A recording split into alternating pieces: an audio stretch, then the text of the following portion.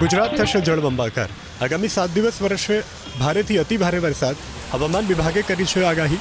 હવામાન વિભાગના અનુસાર વરસાદી સિસ્ટમ સક્રિય થતાં ગુજરાતમાં મન મૂકીને વરસશે મેઘરાજા.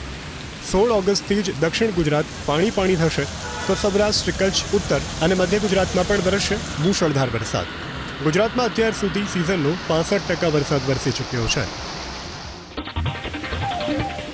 ગુજરાતમાં વરસશે અનરાધાર વરસાદ. હવામાન નિષ્ણાંત અંબાલાલ પટેલની આગાહી. અંબાલાલ પટેલના અનુસાર 16 ઓગસ્ટથી રાજ્યમાં સાર્વત્રિક વરસાદ વરસશે. કેટલાક વિસ્તારમાં તો 12 ઇંચથી વધુ વરસાદ ખાબકી શકે. સૌરાષ્ટ્રના દરિયાકાંઠાના જિલ્લામાં ભારેથી અતિ ભારે વરસાદ પડવાની શક્યતા. બનાસકાંઠા જિલ્લામાં લાંબા વિરામ બાદ આજે મેઘરાજાની થઈ પધરામણી. અંબાજીમાં બપોર બાદ ભારે પવનની સાથે વરસ્યો વરસાદ.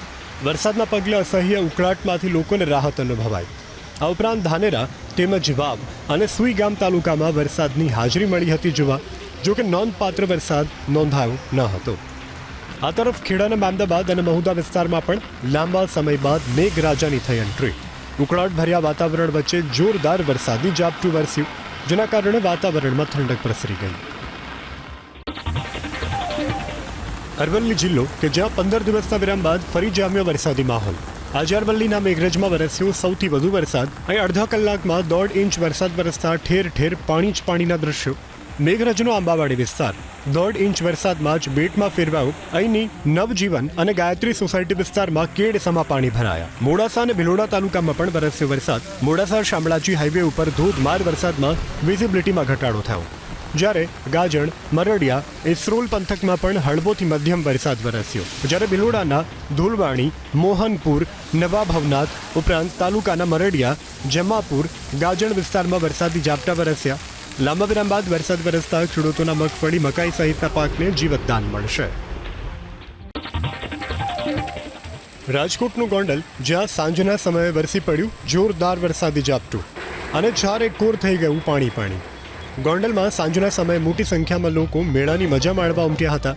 આ સમયે જોરદાર વરસાદી ઝાપટું વરસી પડતા લોકોની મજા મેઘરાજાના આગમનથી બગડી ગઈ હતી.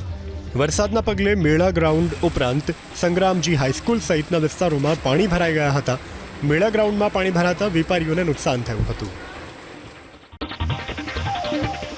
અમરેલી, જ્યાં સતત બીજા દિવસે વરસ્યો વરસાદ.